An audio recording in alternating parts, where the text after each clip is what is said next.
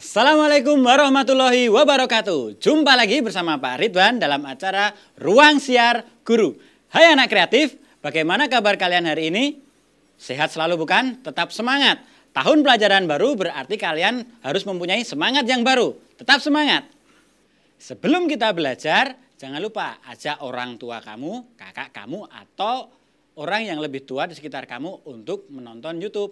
Dan jangan lupa like dan subscribe channel Ruang Siar Guru.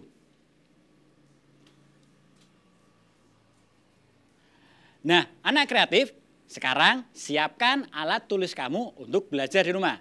Sudah siap semuanya? Let's go, kita mulai pelajaran kita pada hari ini, oke?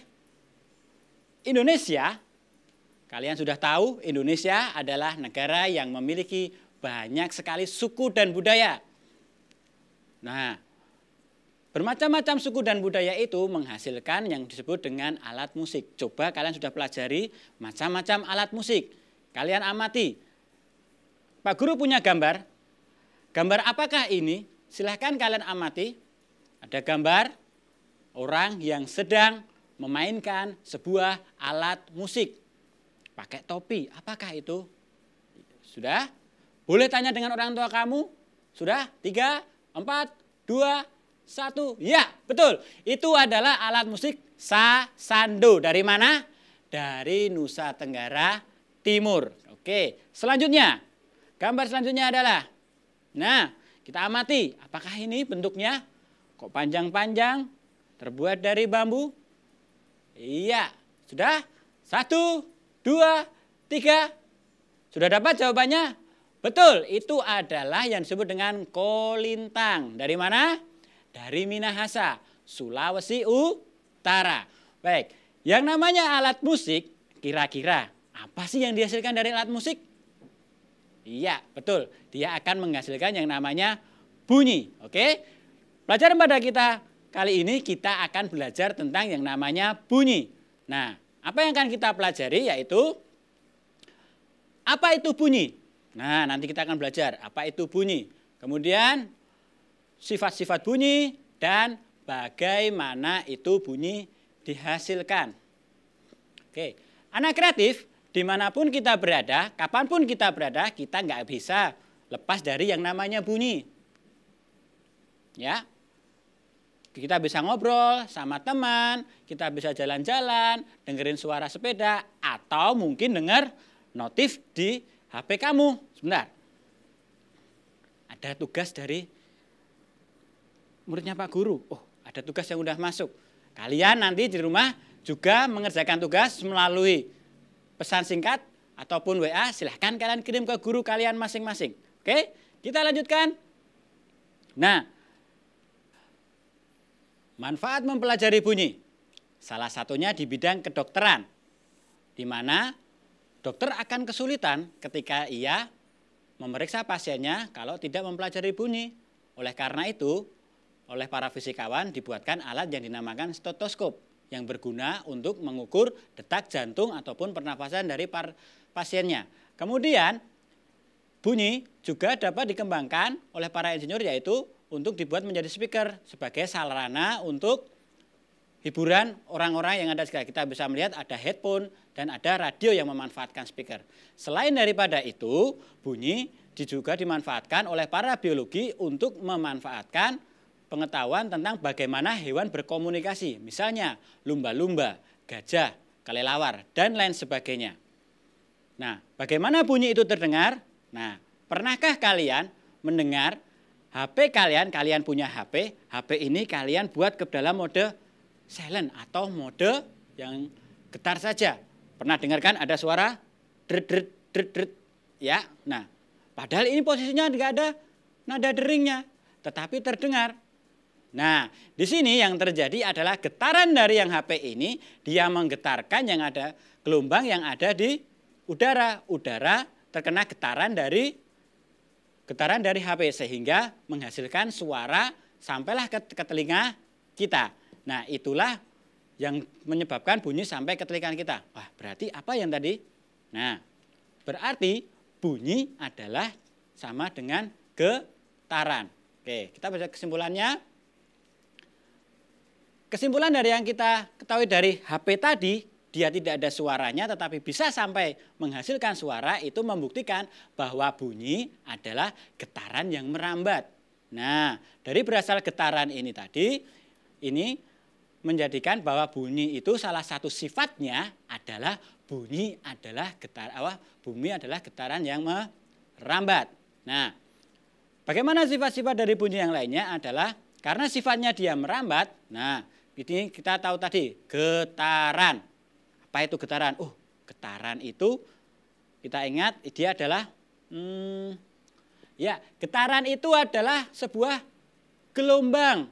Nah, kalian tahu kan apa itu gelombang? Di laut pernah ada kalian lihat ada gelombang?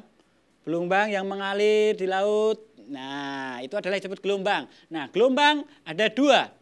Nah, yang pertama adalah gelombang transversal dan yang kedua adalah gelombang longitudinal.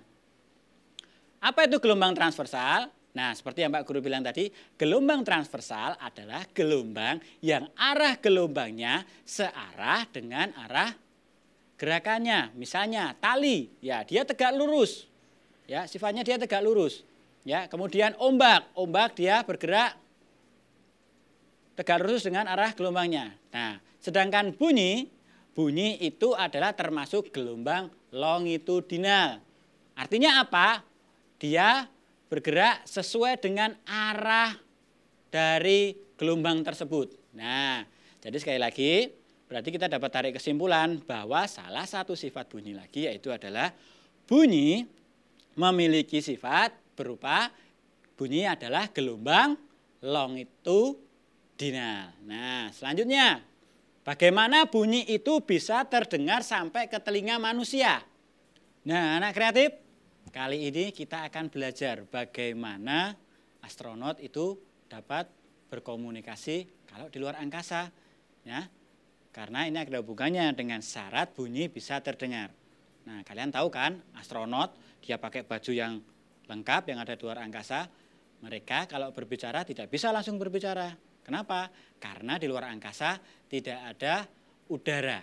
Nah, oleh karena itu mereka menggunakan yang disebut dengan media radio. Nah, sekarang untuk bisa mendengar itu maka harus ada syarat bunyi yang bisa terdengar. Apa sajakah itu? Kita lihat.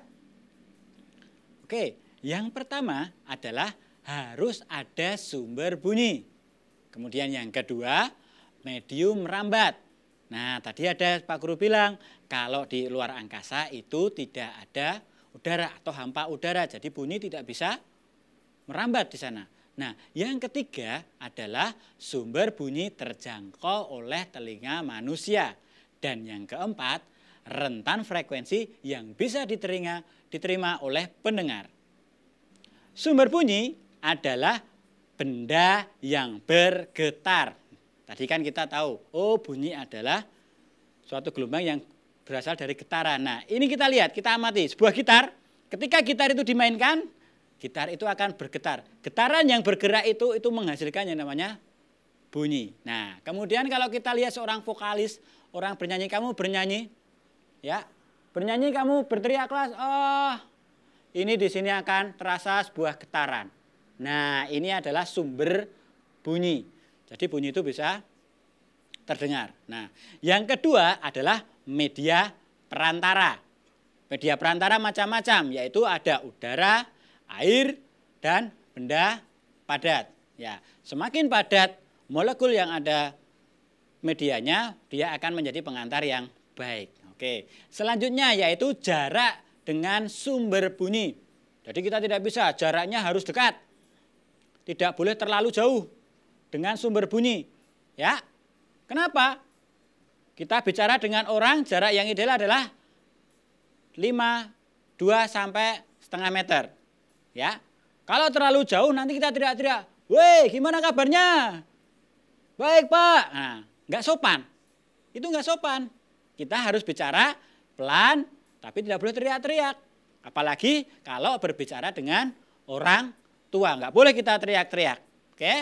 Nah, selanjutnya yaitu rentan frekuensi. Nah, frekuensi ini ada frekuensi yang bisa didengar oleh manusia. Rentannya adalah 20 Hz sampai 20.000 Hz. Itu adalah frekuensi yang bisa didengar oleh manusia. Nah, kemudian di bawah 20 Hz itu hanya bisa didengar oleh hewan-hewan tertentu. Misalnya ada gajah, ada gajah, kemudian ada lagi ikan hiu. Nah, dia berkomunikasi menggunakan frekuensi di bawah 20 Hz atau yang disebut dengan infrasonik. Sedangkan manusia tadi di antara 20 sampai 20.000 Hz itu disebut dengan audiosonik. Nah, kemudian kalau semakin keras lagi, yaitu frekuensinya dia mencapai di atas 20.000 Hz itu disebut dengan ultrasonik. Hewan yang menggunakan ini adalah kelelawar dan lumba-lumba. Oke, nah sekarang dari frekuensi ini ada beberapa hewan yang memanfaatkan frekuensi suaranya untuk berkomunikasi antara satu dengan yang lainnya. Yaitu, apa ini? Kelelawar. Nah, kelelawar ini dia memanfaatkan frekuensinya untuk mencari pasangannya atau berburu. Dia memanfaatkan frekuensinya, dia menggunakan suara ultrasoniknya dipantulkan kembali ke telinganya, ketemulah dengan pasangannya. Nah, kemampuan yang dilakukan oleh kelelawar ini yang disebut dengan ekolokasi. Oke. Nah, dari apa yang dilakukan oleh kelelawar ini kita dapat menyimpulkan bahwa bunyi itu dapat dipantulkan. Pemantulan bunyi yang pertama ada yang disebut dengan gaung. Gaung itu bunyi yang terdengar bersamaan dengan bunyi aslinya. Misalnya, kalau kalian lihat di kamar mandi, kerannya bocor, bunyinya pluk, pluk, pluk. Nah, itu bunyinya bersamaan dengan bunyi aslinya. Sehingga kesannya kalau di malam hari itu kan keras sekali. Nah, pemanfaatan gaung ini dilakukan pada sirine ambulan. Nah, penggunaan gaung ini digunakan karena dia bersamaan dengan bunyi aslinya sehingga sirine menjadi lebih keras. Berikutnya pemantulannya adalah yang disebut dengan gema. Nah, gema ini bunyi yang terdengar setelah bunyi aslinya. Misalnya kamu ada di gunung, teriak oh. Nah, ini menjadi yang disebut dengan gema. Oke? Baik. Nah, selanjutnya, itulah yang sudah kalian pelajari tentang yang namanya sifat-sifat bunyi. Yang pertama adalah bunyi, tadi apa? Merambat melalui medium atau perantaranya. Yang kedua, bunyi termasuk gelombang longitudinal. Dan yang ketiga, bunyi dapat dipantulkan. Oke.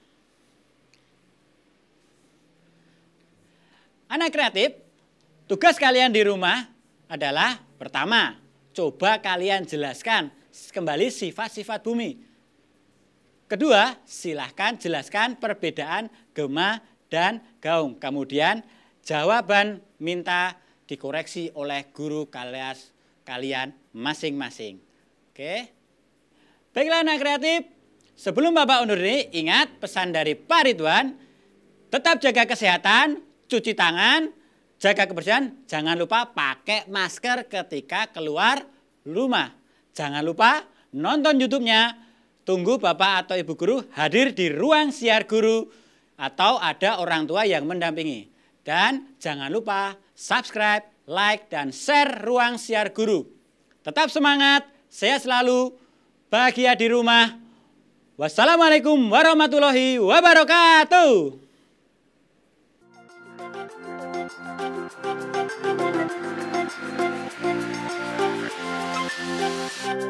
Thank you.